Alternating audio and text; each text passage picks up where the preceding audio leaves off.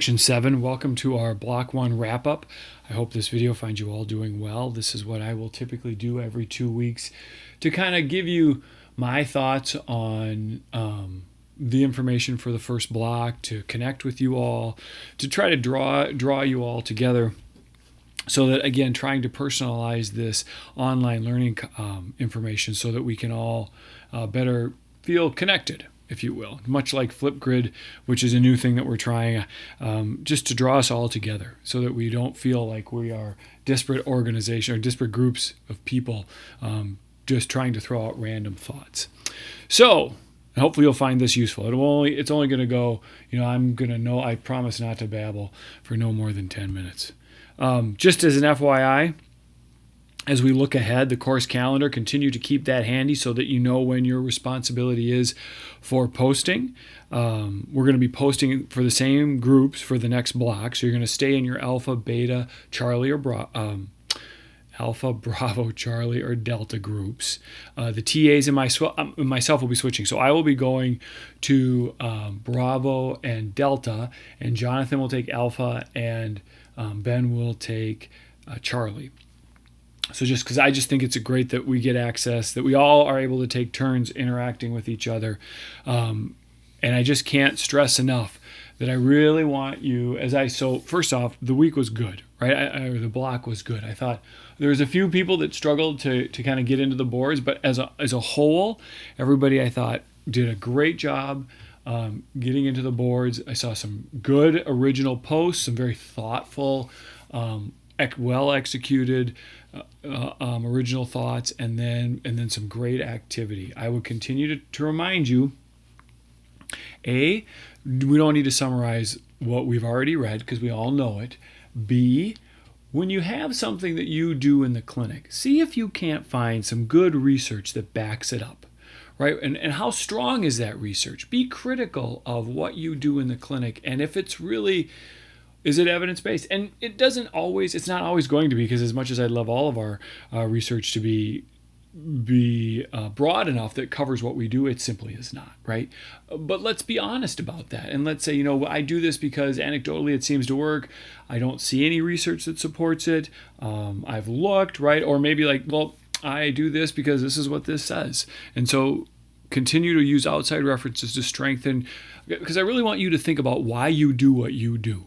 Right? And that's really important. And is it because you've just been doing it for 20 years, or maybe a year, or maybe 3 months, or because what your CI did?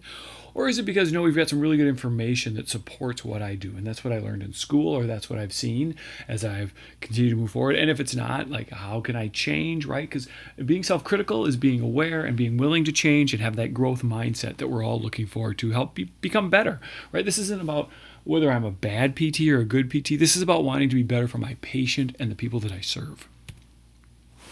So the highlights from the week, the medical screening part, I think it's really important that all patients, regardless of the method of PT access, is that we're screening medically.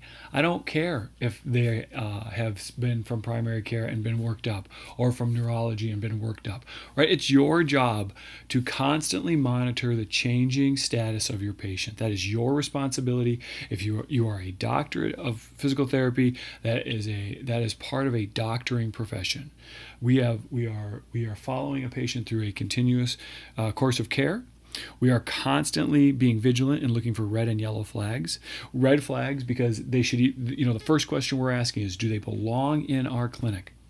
The second question is how is our treatment going to affect their prognosis? And with yellow flags, whether it's depression or anxiety or any of the other things, my goodness, if I had 45 minutes, I could sit down and talk to you about a patient I had yesterday who had so many things going on and yet had this chronic back and neck pain and had no idea how his completely upside down life his pain was being driven by these outside influences. The guy's back was totally fine. He was 43. He worked a labor job. Certainly it got tired. Certainly he would benefit from my care. But when you're 10 out of 10 pain for 2 years and you don't see that because of your housing insecurity and because your daughter's on drugs and your granddaughter's going to be taken away from you into social services and you might get fired from your job and your wife's going to leave you, you don't think those all play into it. Well, we need to sit down and have a talk. And then we need to get you the special services that can address that, because that's not my area of expertise.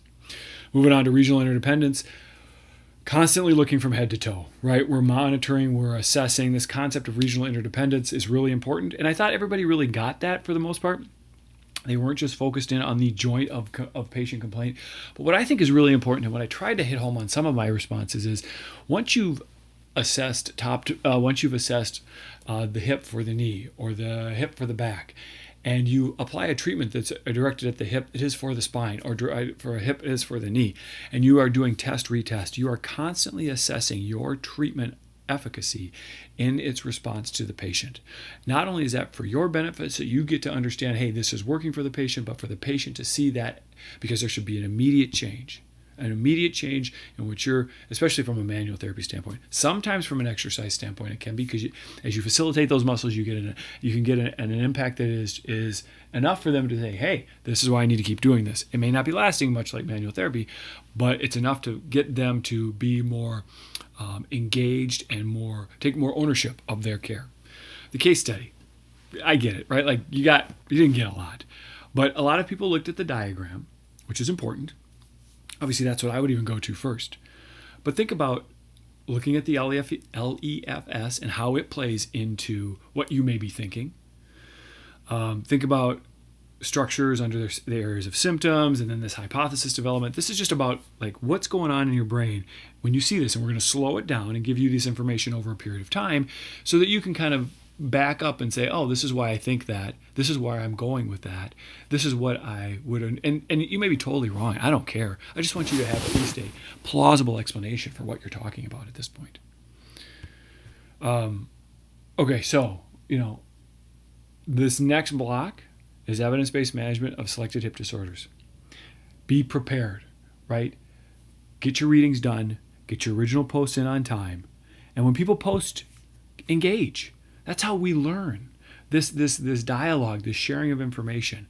This is not to make your life harder, right? This is about how learning takes place. This exchange of ideas. I will be getting you feedback from Block 1 in the next few days. I will be sending each one of you feedback for Block 1. I will do it as a midterm after Block 2, and then you won't get one for Block 3, but then as a kind of final summary of Block 4, obviously. So be looking for feedback from me that will hopefully tell you, it will tell you how you did for Block 1, and it will also tell you where I think that you did well and where you could be, if you're looking to do a better job, where you could maybe do better. And then don't forget to take the quiz. That's really important. And the residents at MTC virtual rounds, be on the lookout for emails and announcements. Contact me with questions, chriskramerpt@gmail.com, 612-845-8980 if you think you want to call me. Some people do better over the phone. I've had a few first-timers that have done really well this first block, and I think I've been really excited. Hopefully I'm getting back to everybody appropriately in an appropriate amount of time. I'd rather you contact me via email than post somewhere else, because that email I get, and like I said, it's on my work computer, it's on my phone. I will get back to you unless I'm engrossed in a meeting or something else that I can't break away from. I'll get back to you relatively quickly. So, what you put in is what you get out, right? Just continue to remind yourself, if you want to maximize this course, put a lot of effort in, because we had a lot of really good discussions of people who were willing to engage. You'll get more out of it. So take good care to all. Continue to work hard. If you have questions, contact me. I'll be getting the feedback. I really appreciate both Ben and Jonathan's efforts in helping this last block. And I look forward to Block 2, where we switch it up a little bit. I get a chance to see other groups, or I get to take a closer look. I was monitoring, but I'll get to take a closer look at what the other groups say, and you'll get my feedback, so it'll be a little bit different. Again, have a great weekend, and thanks for a great first block.